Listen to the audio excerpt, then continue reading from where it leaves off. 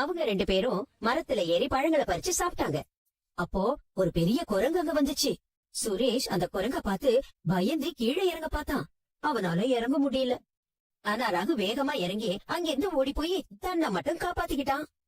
அப்ப சுரேஷ் தான் மனசுக்குள்ள நினைச்சான், இவனை நான் என்னோட நல்ல நண்பன்னு நினைச்சேனே, இப்படி என்ன விட்டுட்டு போயிட்டானேன்னு சொல்லி பயத்துல கண்ண மூடிக்கிட்டான். கொஞ்ச நேரத்துல அந்த குரங்கு மரத்துல இருந்து தாவி வேற ஒரு மரத்துக்கு குதிச்சிருச்சு. சுரேஷ் வீட்டுக்கு போய் நடந்தத அவன் அம்மா கிட்ட சொன்னான். அவன் அம்மா சிரிச்சுக்கிட்டு, இதுதான் வாழ்க்கை பாடம்பா. நல்ல நண்பன் உன் பக்கம் நின்னு காப்பாத்துவான், கெட்ட நண்பன் பிரச்சனை வந்தது தப்பிச்சு ஓடிடுவான் அப்படின்னு சொன்னாங்க. குழந்தைங்களே, நல்ல நண்பன்னு யார் வேணாலும் சொல்லிக்கலாம். ஆனா நல்ல நண்பனா நடந்துக்கிறது சுலபம் இல்ல. அதனால உங்க நண்பர்களை பார்த்து தேர்வு செய்யுங்க. நல்லா இருந்ததாமா? சூப்பரா இருந்துச்சா? நல்லா சொன்னீங்க சார். நீங்க ரொம்ப நல்லா கதை எழுதிருக்கீங்க. நண்பர்கள் எப்படி இருக்கணும்னு தெளிவா சொல்லிருக்கீங்க. நான் யாருன்னு பாக்குறேன். வாமா ரோஹிணி. மீனா, நீங்களும் இங்கதான் இருக்கீங்களா? ஆண்டி, நான் உங்ககிட்ட கொஞ்சம் பேசணும். சொல்லுமா, என்ன விஷயம்? புதுசா ஆரம்பிச்ச பிசினஸ்ல நிறைய லாஸ் ஆயிடுச்சு. அதனால ரொம்ப சிக்கல்ல நானும் மனோஜும் இருக்கோம். எங்களுக்கு ஒரு 5 lakhs கடனா கொடுத்தீங்கன்னா நாங்க சீக்கிரமே கொடுத்துறோம் ஆண்டி. ஒரு நிமிஷம் மீனா, வந்துடுறேன். என்னாச்சு பாரு? என்னங்க இது, ரோஹிணி இப்படி ஒரு சிக்கலை கொண்டு வந்திருக்கா. 5 லட்சம் ரூபாய் பணம் கேக்குறா. யாருக்குமே பண நெருக்கடி வர்றது இயற்கை தானே. ஆனா இந்த பொண்ணு... ஆமா, ரோஹிணி கொஞ்சம் தப்பா நிறைய யோசிச்சு செய்யக்கூடியவதான். அதான் இவளை நம்பி எப்படி பணம் தரதுன்னு யோசிக்கிறேன். உங்க விருப்பம் பாரு, குடுக்கறதுனா குடுக்கலாம். அப்போ ஒண்ணு செய்வோம். அவளுக்கு தனியா கொடுத்தாதான் பிரச்சனை. நல்ல வேளை இன்னைக்குன்னு மீனா இங்க இருக்கா. மீனா அவளுக்கு உத்தரவாதம் கொடுத்தா நம்ம அவ கேக்குற பணத்தை கொடுத்து உதவி பண்ணலாம். ஆமா பாரு, எனக்கும் அதான் சரின்னு படுது. சரி வாங்க. சரி ரோகிணி, நீ கேக்குற பணத்தை நான் கொடுத்துடுறேன். என்கிட்ட நிறைய பணம் எல்லாம் இல்ல, ஆனா என்னால முடிஞ்சதை நான் கொஞ்சம் சேர்த்து வச்சிருக்கேன். அதுல இருந்து நான் உனக்கு கொடுக்கறேன். ரொம்ப தேங்க்ஸ் ஆண்டி. ஆனா உனக்கு மீனா கேரண்டி கொடுத்தா நான் உனக்கு அந்த பணத்தை கொடுக்க தயாரா இருக்கேன். மீனா, ஒரு நிமிஷம் வாங்கல. என்ன விஷயம்? பிளீஸ் மீனா, நீங்க மட்டும் எனக்கு கேரண்டி கொடுத்தீங்கன்னா நாங்க பிசினஸ் டெவலப் பண்ண அந்த பணம் ரொம்ப ஹெல்ப்ஃபுல்லா இருக்கும். இந்த பிரச்சனைல இருந்து நாங்களும் வெளியில வந்துருவோம். இந்த ஒரு தடவை மட்டும் எனக்கு ஹெல்ப் பண்ணுங்க மீனா. என்னது, இந்த ஒரு தடவையா? உனக்கு ஏற்கனவே நான் நிறைய தடவை பண்ணிருக்கிறது மிகப்பெரிய ஹெல்ப் தான். அதனால ஒவ்வொரு நொடியும் நான் குற்ற உணர்ச்சியில சுத்திட்டு இருக்கேன்.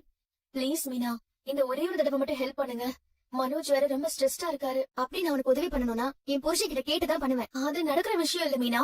முத்து கண்டிப்பா இதுக்கு ஒத்துக்க மாட்டாரு. ஏன் எதுக்குன்னு எல்லாத்துக்குமே கேள்வி கேட்பாரு. அப்ப முடியாது ரோஹிணி, என்ன தப்பா எடுத்துக்காரு. இந்த விஷயத்துல நான் அவர்கிட்ட கேட்காம எந்த முடிவும் எடுக்க முடியாது. உனக்கு ஏற்கனவே மிகப்பெரிய உதவி பண்ணிட்டு இருக்கேன். இதுக்கு மேல என்னால எதையும் மறைச்சு பண்ண முடியாது. அப்புறம் கடைசியில குற்றவாளி நீயா நானு தெரியாம போயிடும். என்னால முடியாது, என்ன விட்டு மீனா. இந்த பார்த்தா நீ ஏன்பா ஒரு மாதிரி இருக்கிற? நான் அதையும் நினைச்சிட்டு இருக்கேன். பா, உன்னை பாக்குறதுக்கே மனசு கஷ்டமா இருக்குப்பா. அந்த ஓடுகளை சொத்த கேட்டதெல்லாம் நினைச்சிட்டு இருக்காப்பா. அவன் பேசுறத தூக்கி நீ குப்பையில போடுப்பா. இல்லடா, நான் ஒன்னும் நினைக்கல. பா, நீ எப்பவுமே கலகலப்பா இருப்பாப்பா. உன் முகத்துல சிரிப்பே காணும் பாரு. நீ இப்படி உடஞ்சு போய் உட்காரப்பா. எப்பவும் போல ஜாலியா இருப்பா. அப்பா, அவனுக்கு இப்படி சொத்து வேணும் என்னன்னா மொத்தமா கொடுத்துருப்பா. எனக்கு எது வேணாம், ரவியும் கேட்க மாட்டான்பா. இதெல்லாம் ஒண்ணும் இல்லடா, நீ அதையே நினைச்சிட்டு இருக்காத. சரி, நான் போய் படுக்கிறேன். ஏங்க ஒரு மாதிரி இருக்கீங்க? நான் அப்பா மனசு சரியாத மீனா. இந்த மனோஜ் எல்லாம் பெத்து வளர்த்து ஆளாக்கி படிக்க வைக்கிறதுக்கு எவ்வளவு கஷ்டப்பட்டிருப்பாரு. எத்தனை நாள் நைட்டும் பகலும் தூங்காம ட்ரெயின் ஓடி இருக்காரு தெரியுமா? அவர் வாழ்க்கையில பாதி நாள் தூங்காம இருந்திருக்காரு. அப்படிப்பட்ட அப்பா கிட்ட போய் இப்ப எல்லாம் கேட்கலாமா?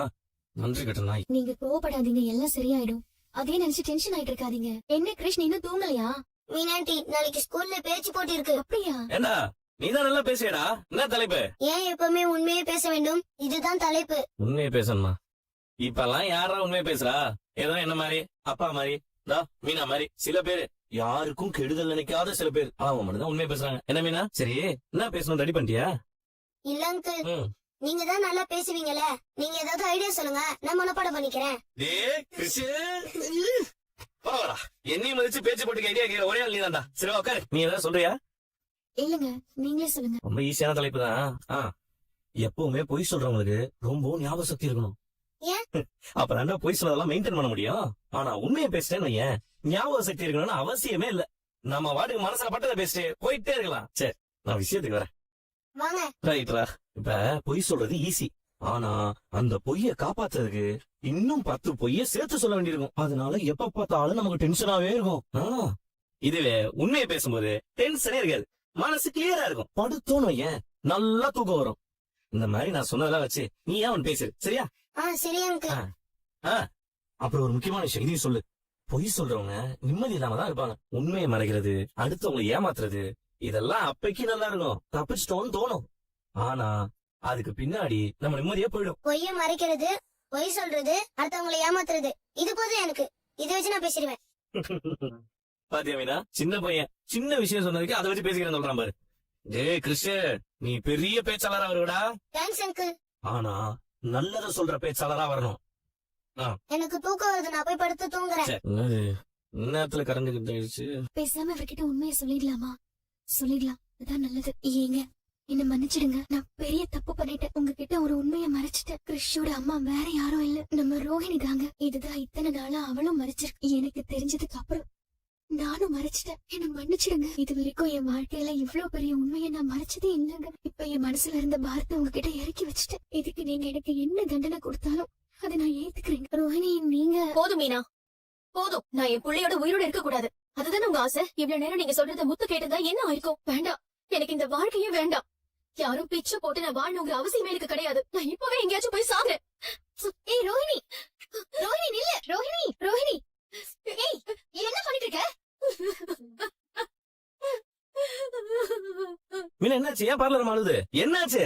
இல்ல, அவருக்கு கடன் தொல்லை அதிகமாயிடுச்சுன்னு ரொம்ப ஃபீல் பண்றாரு. இந்த பிரச்சனையை எப்படி சரி பண்ண போறோம்னு தெரியலையேன்னு யோசிச்சு அதையெல்லாம் என்னால தாங்கிக்க முடியல. அதெல்லாம் கடன் வாங்குறதுக்கு முன்னாடி யோசிச்சிருக்கணும்.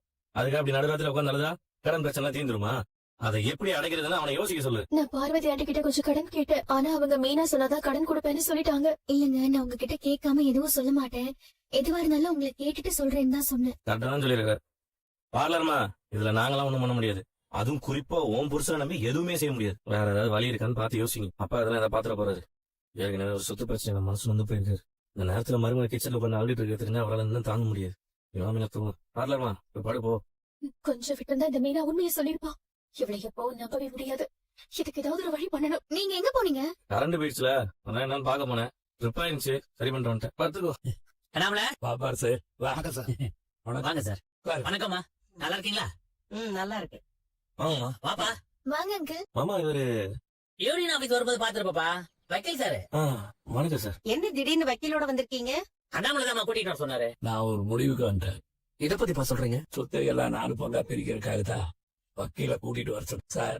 3 பசங்களுக்கு 3 பங்காவும், என் பொண்டாட்டிக்கு 1 பங்காவும் 4 பங்கா பிரிச்சிருங்க. நாளைக்கு ஏதாவது ஒண்ணு ஆயிருச்சுன்னா ஏங்க ஏன்பா இப்படி எல்லாம் பேசுற? அதெல்லாம் ஒண்ணு ஆகுதுப்பா. சொத்து நம்ம யாரோட வாழ்க்கையும் நிரந்தரம் கிடையாது. நாளைக்கு நமக்கு எது வேணாலும் நடக்கலாம். அதனாலதான் நான் இந்த முடிவு எடுத்திருக்கிறேன். மாமா, எதுக்கு நீங்க திடீர்னு இப்படி ஒரு முடிவு எடுத்திருக்கீங்க? பொதுவாவே எல்லாத்தையும் பிரிச்சு கொடுத்துறது நல்லது. அப்படி எழுதி தனித்தனியா எழுதுனத தலகாணி கடியில வச்சு படுத்துங்கிறது நல்லது. அப்பதான் நான் போனதுக்கு அப்புறம் யாருக்கும் பிரச்சனை இருக்காது. அப்பா, இப்ப இத பிரிச்சு எழுதுறதுக்கு எந்த அவசியமும் இல்லையப்பா. கரெக்டரா?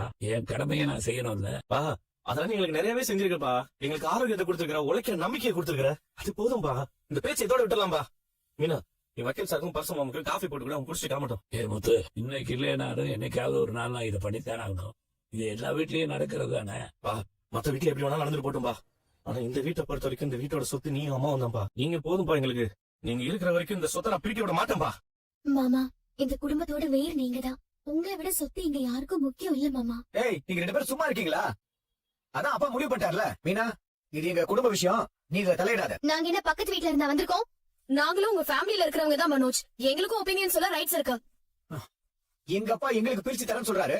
அது அவரோட இஷ்டம். இதுல மத்தவங்க யாரும் ஒப்பீனியன் சொல்ல வேண்டிய அவசியம் இல்ல. யாரா மத்தவங்க? யாரு மத்தவங்க? இவங்க 2 பேரும் வீட்டுக்கு வாழ வந்த மருமகங்க. அவங்க கேள்வி கேட்பாங்களா? ரோகிணி இந்த வீட்டு மருமக தானே, அவ அமைதியா தானே நிக்கிறா. ஒன்ன தூண்டி விட்டு நம்ம பின்னாடி சைலண்ட் அடிக்கிறா.